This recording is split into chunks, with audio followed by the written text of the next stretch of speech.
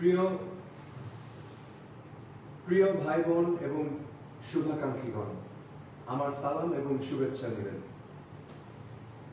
দেশব্যাপী এক অস্থির সময় আপনাদের মুখোমুখি হয়েছি আমি তানজিম আহমেদ সোহেল তাজ।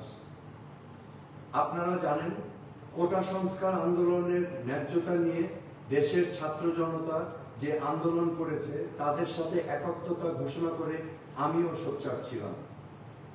ছাত্র জনতার উপর যাতে আর গুলি না চলে এই আহ্বান আমারও ছিল।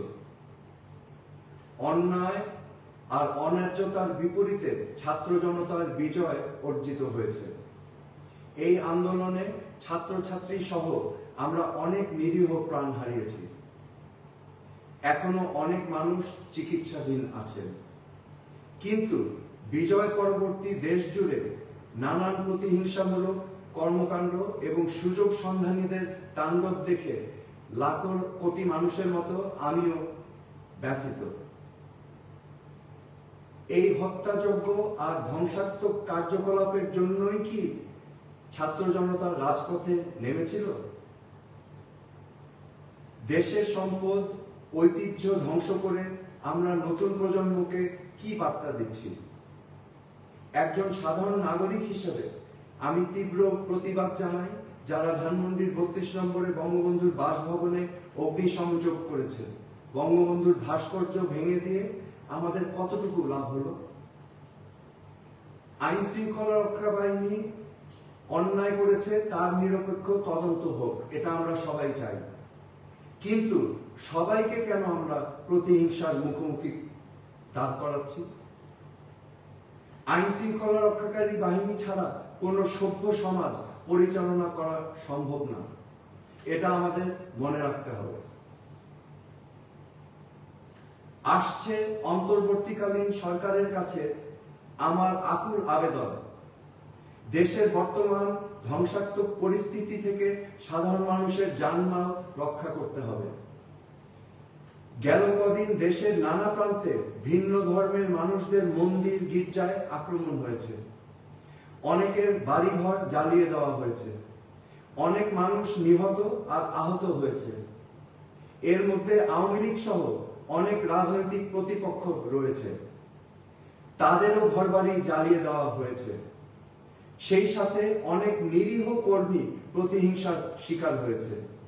চারদিকে এক থমথম অবস্থার মধ্যে কি করে আমরা বসবাস করব?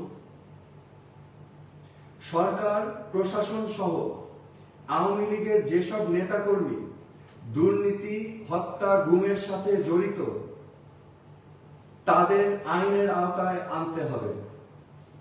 কিন্তু তার পাশাপাশি একজন নিরীহ কর্মীরও এই দেশে বাঁচার অধিকার আছে, এটা আমাদের মনে রাখতে হবে।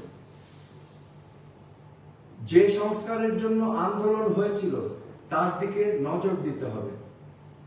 আমাদের মত ভিন্নতা থাকবে, ভিন্ন মতকে কথা বলার সুযোগ দিতে হবে। আন্দোলনকারী ছাত্র জনতার মতো আমারও দাবি যে দেশে ভোটাধিকার প্রতিষ্ঠিত হোক। সাম্য আর ন্যায্যতার ভিত্তিতে সুশাসন প্রতিষ্ঠা করতে হবে। সুশাসন প্রতিষ্ঠা করতে হলে আইনের শাসন নিশ্চিত করতে হবে। বিচার ব্যবস্থা, জনপ্রশাসন এবং পুলিশ বাহিনীকে রাজনীতির প্রভাব মুক্ত রাখতে হবে। পুলিশ বাহিনী সহ সকল আইন শৃঙ্খলা রক্ষাকারী বাহিনীকে জনগণ বান্ধব পেশাদার বাহিনী হিসাবে প্রতিষ্ঠা করতে হবে। মেধাভিত্তিক সমাজ বিনির্মাণে শিক্ষা ব্যবস্থাকে বাস্তব উপযোগী করতে হবে। দেশের সরকারি প্রতিষ্ঠানগুলোকে রাজনৈতিক ব্যবহার থেকে মুক্ত রাখতে হবে।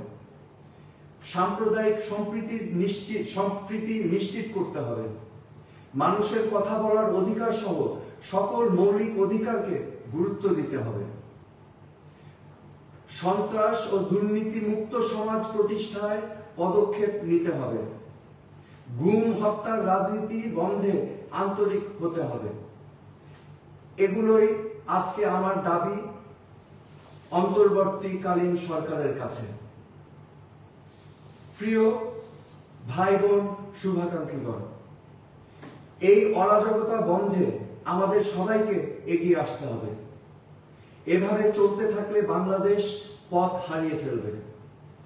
সম্মিলিতভাবে ছাত্র, জনতা, পেশাজীবী এবং সকল স্তরের মানুষকে নিয়ে আমরা যদি এই সংকট মোকাবেলা না করি, তাহলে বাংলাদেশ এক গভীর সমস্যার সম্মুখীন হবে।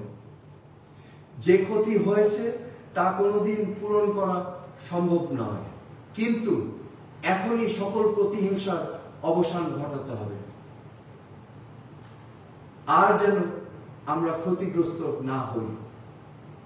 কোটা সংস্কার আন্দোলনে একটি বার্তা স্পষ্ট যে বাংলাদেশের কোনো শাসকই ইচ্ছা খুশি মতো দেশ চালাতে পারবে না। দেশে সুশাসন প্রতিষ্ঠিত না হলে আবারও দেশের তারুণ্য গর্জে উঠবে। নতুন বাংলাদেশ দেশে বিনির্মাণে আমরা তারুণ্যের এই দৃপ্ত প্রত্যয় যাতে মনে রাখি। কোন শাসকের অন্যায় মেনে নিবে না বাংলাদেশের ছাত্র জনতা সহ সকল নাগরিক। সকল হানাহানি বন্ধ করে আসুন সম্মিলিতভাবে দেশকে নতুন করে গড়ি। বাংলাদেশ আমাদের সবাই। আপনারা সবাই ভালো থাকুন, সুস্থ থাকুন। ধন্যবাদ। খোদা হাফেজ।